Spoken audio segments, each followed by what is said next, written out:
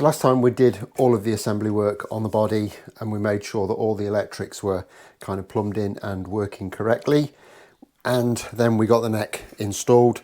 Since then, I've been up the other end of the neck and I've actually fitted the tuners off camera just to kind of get things moving along a little bit, because I'm really desperate to get this build finished so we can get it demoed and kind of move on to the next one, as it has been going on for quite a little time now. Basically, all we've got left to do in this episode is to make a knot, fit the strings and set everything up. So with a bit of luck and a following wind and nothing going disastrously wrong, we should wrap this up without any bother at all this episode. Famous last words and all that, but I'm sure we'll actually be fine. And I've made a start. I've got a little block of bone prepared into a blank. It's the right thickness and I've got a 90-degree angle on one side of it, so it's pretty much good to go. So I'll bring you in closer to the other end of the neck and we can make a start on getting this cut to size and fitted. And I'm pretty confident you've seen me do this before in the past, but the way I establish how much material I need on my nut is I'll kind of position it roughly where I want it, put some reference marks on so I can kind of cut it roughly to width. And then I've got a pencil that's been split down the middle, cut in half, and I will use that to kind of rest on the first 2 frets, and then we can trace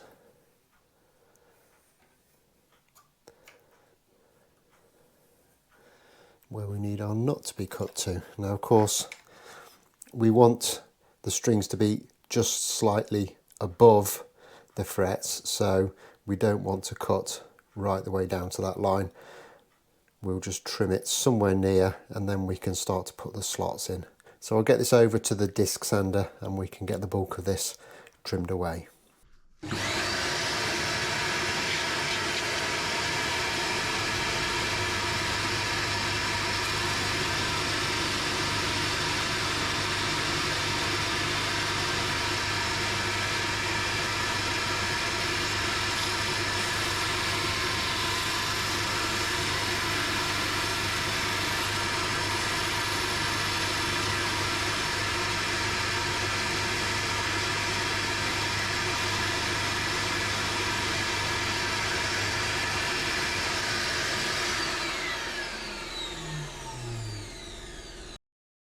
And then with that sorted out somewhere close, we can actually get to that kind of pivotal moment where for the first time we'll actually put some strings on this beastie.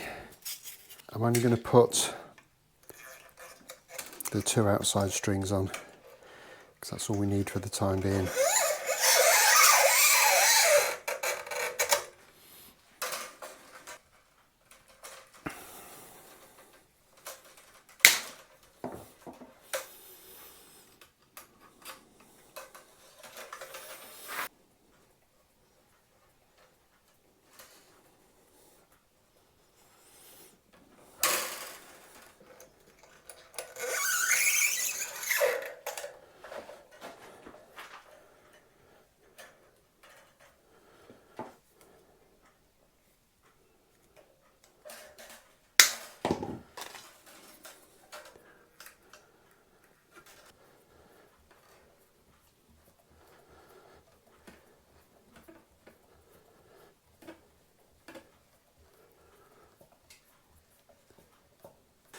And with that done, we can just get the nut blank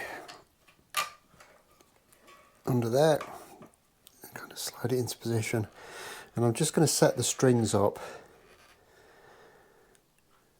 so that they're kind of nicely spaced on the fretboard, which is about there. And because these are so thick, I'm actually going to mark both sides of them and kind of establish the centre position from there once we get the nut out again. About there.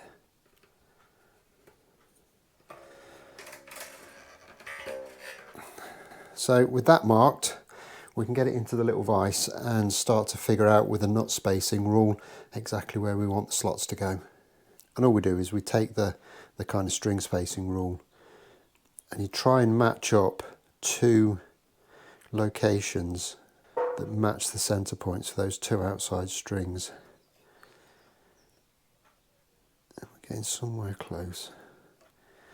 And that looks to be absolutely spot on. So there's two scales. There's like an inner scale here and there's the outer one. I'm measuring on the outer. So if I go, that's one string, that's the second, that's the third, and then the fourth we've already got marked in.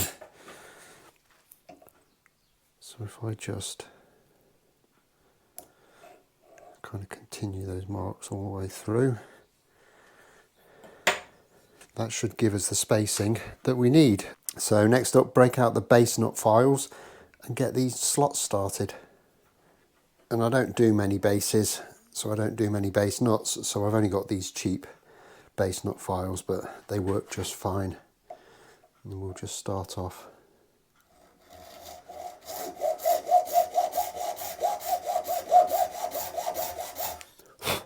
Just working that slot in.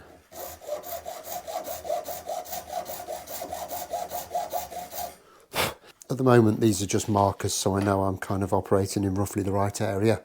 And then once we get this over to the base, we can get all of the strings on and kind of remove them one by one to get the nut action where we need it.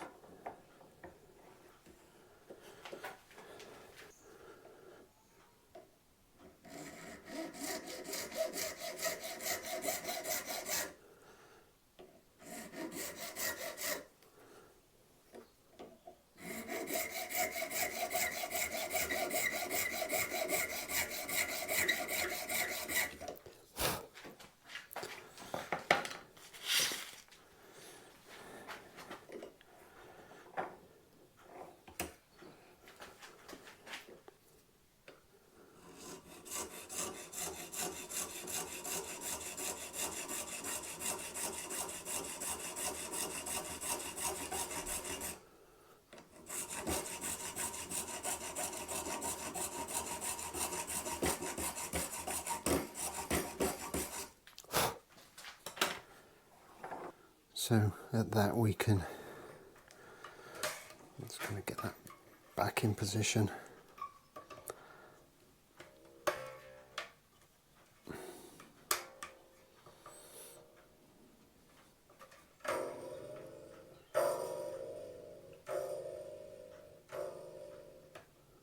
I'm not going to go too overboard in kind of talking about how I'm going to cut this nut. I'm sure most of you will have seen me do it before. But basically what I've got is, I've got two feeler gauges that are set up to the height of the first fret. And then I've added in an additional feeler gauge, which is 22 thou, which is the distance I want between the string and the first fret. And all I'm going to do is we'll just whip that out of there. We'll put my stack of feeler gauges next to the nut and then just file down with the appropriate sized nut file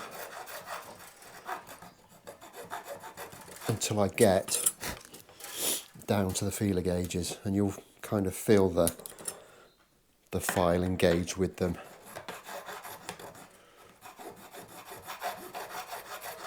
Once you get down there, but it's worthwhile just kind of just checking how you're progressing every now and again. And you can see there we've got quite a way to go. So I'll just continue doing that and then do it across the rest of the strings, and we'll get back to you when that's done.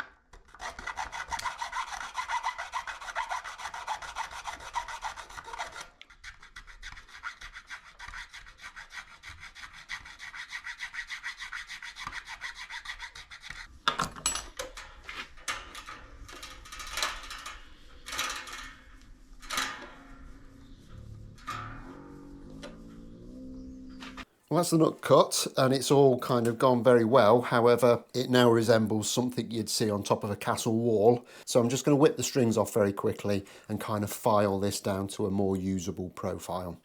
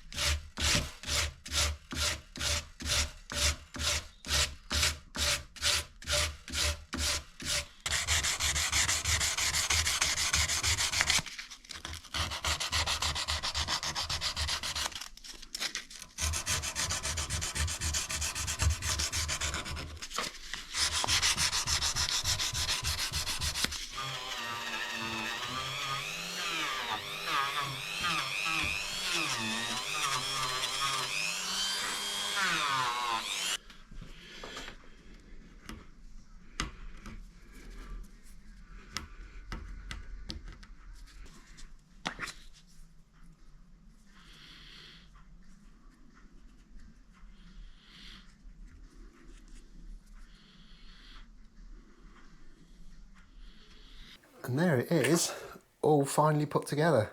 I've done a little bit of setting up off camera. Most of it kind of fell pretty much where I wanted it to be, so generally very happy with it. Obviously I need to leave this to kind of settle in for a few days before I kind of try and do any final setup. But it's very close at the moment. The intonation was there or thereabouts, and the action, I've managed to get a nice decent kind of playable action there. So all in all, very happy with it, and acoustically sounds very nice, and kind of a lot of sustain going on there, which pleases me. So I think there's probably only one thing we need to do with this now. Let's give it a bit of a demo through an amp. But before we do the sound check, there are just one or two things that I want to kind of clear up that were mentioned pretty much throughout the build. The first one's weight. I specifically built this one as a Thinline to try and keep it as light as possible. My other P bass is a solid ash body, and it's an absolute monster and is kind of quite difficult to have strung around your neck for a long period of time. This one, I've weighed it. It weighs in at 3.2 kilos, which is basically the light end of Stratocaster territory. So it's in no way heavy or uncomfortable. Next up was the issue of neck dive. Now I was always pretty confident because we've got quite a long top horn on this guitar, and that helps to kind of even things out a little bit. But I'm sure you can see here, I'm not holding on to this, and it is absolutely rock solid. Just got a bog standard Fender strap on, standard width. It's not any kind of special grippy material or anything, so that really works absolutely brilliantly. Other aspects to consider: this has been set up now about 24 hours, nothing's moved, it's stayed in tune perfectly, so everything's pretty good in those regards. And in terms of specification, for those of you who might not have seen the whole build, it's a chambered sapele body with a flame maple cap, obviously a couple of F-holes in there. The neck is again flame maple with some sapele accents. Fretboard is rosewood, as is the headstock facing, all with mother of pearl inlays on there, and the body and the neck are both bound with cream plastic binding. Electronics wise, we've got a Seymour Duncan assemby 4D pickup. This is the one that's designed as a replacement for the Music Man Stingray bass. Just simply one volume, one tone. We've got Wilkinson 4-saddle bridge, and the tuners are by Goto. Before we do the demo, full disclosure, I'm not a bass player. I don't even have a bass amp, so I'm going to be putting this through my Big Marshall, which we can see down there. So this is a 1977 JMP 100 combo. I've got it set up as close to a bass amp as I can make it sound. I think it sounds okay, and I'll be recording that straight into Audacity on my laptop. Okay, so let's have a listen at what this sounds like. Obviously, there isn't a huge amount to it. There's one volume, one tone, one pickup. So pretty much we're going to have two sounds, one with the tone up and one with the tone down. But here we go.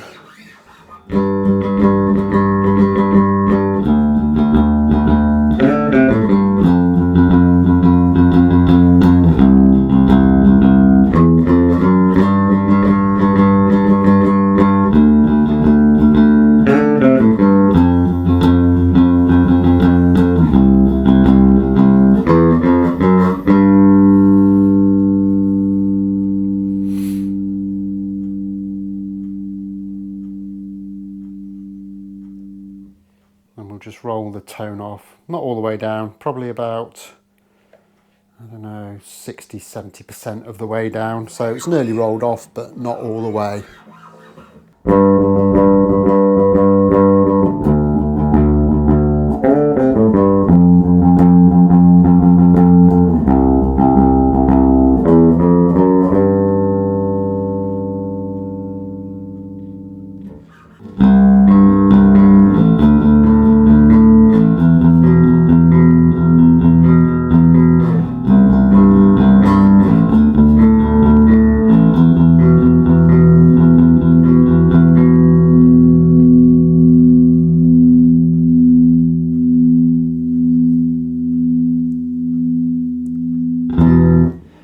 All in all, I am very, very happy with that. I think it sounds really, really nice. It's comfortable to play, it's nice and lightweight, and even though it only does have the one pickup, it has got kind of quite a lot of range in terms of what you can do with the volume and tone controls. So yes, happy with that. In terms of the overall build, I think this is probably the best finish I've ever done. I'm really, really happy with it. I think the flame maple on the top looks absolutely amazing, and I'm really, really pleased with the way it's come out. It was a lot of money, and I think it was worth it. It really does add a huge amount to the instrument. So that's it for this build. It's been a very long time in the making. I kind of tried to push the boat out on this one a little bit and try and make things as nice as I possibly could. It took time, but I think it was worth it. I think we've got a really nice instrument out of it, and I'm very, very happy with the way that it's gone.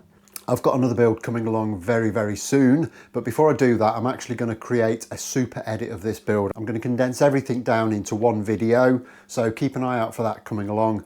But until then, don't forget to hit that like button if you've enjoyed this, subscribe if you haven't already done so, and I'll look forward to seeing you next time. Thanks a lot for watching. Bye-bye.